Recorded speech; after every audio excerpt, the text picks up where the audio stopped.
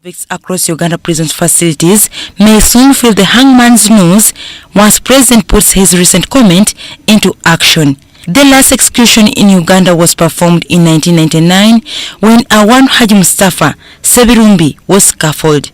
According to the President's statement on Thursday, the law might be revised for purposes of checking on the ever-increasing murder cases in the country. According to the President, ill-minded people seem to be doing what they do best. After all, nothing is done to them even after conviction. Uganda Prison Service spokesperson Frank Baine says the President's message was bad news to those on death row.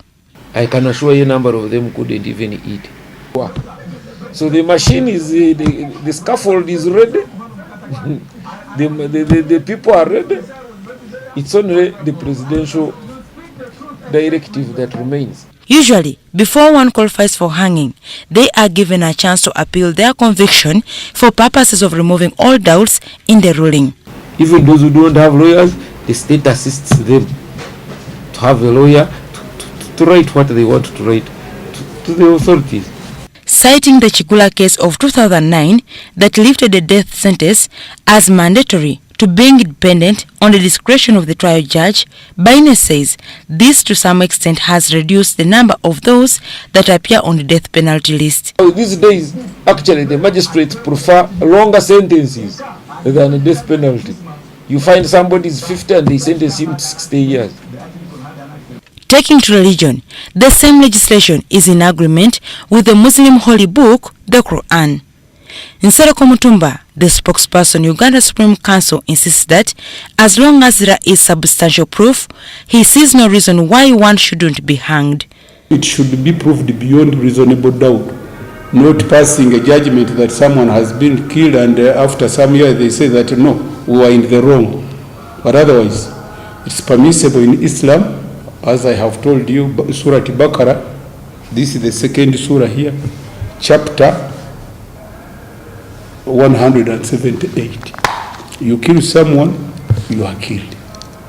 However, Mutumba lashed out at human rights activists for what he described as flaunting rights of the selected few at the expense of other people's rights. I have heard these human rights people agitating for what, but now human right is not one-sided.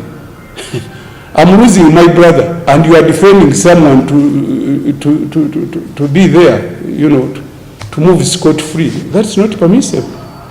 Professor Kaiwa of Namrembe Christian Center says that when one is not a first offender, he should not be given another chance. Of these repeat offenders, the wicked as they are not affected by the consequences. The consequences of their offense does not affect them. They will still want to continue doing it if they have an opportunity. Now, if a person remains in jail for a long time and you say after his last sentence, he won't be exposed to public again. It is against this backdrop that Professor Kaiwa comes in to strongly support President Museveni's new proposal. If he didn't kill Goliath, it would mean the whole nation will be at the ransom of that criminal, Goliath. When Goliath was killed, no new Goliaths came and put Israel at a ransom. But there were so many of them who were angry enough to go to kill the Israelites. And if Goliath had not been killed, the Israel nation would not be in existence now. It would have been killed, destroyed by the Philistines. So it's very... Once a convict is shortlisted for hanging, the hangmen, who are prison wardens, are treated to a refresher course despite being ready all the time. And when the exercise is on, they are called, given a refresher course, and they do their work, and they go back to the other ordinary prison's work. To the convict, enough time of about 3 days is allocated for their relatives to visit and share last moments. The 72 hours after the president has signed is a very, very packed time. The relatives are invited, the religious leaders are invited, the doctors come in. Even when you are sick, they treat you.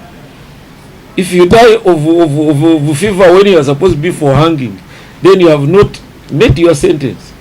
Baine explains that after execution, the body remains government property, though there are circumstances under which the body can be given to the relatives. Bw'ofa ekirwadde oba tofudde oba toteereddwa kalabba.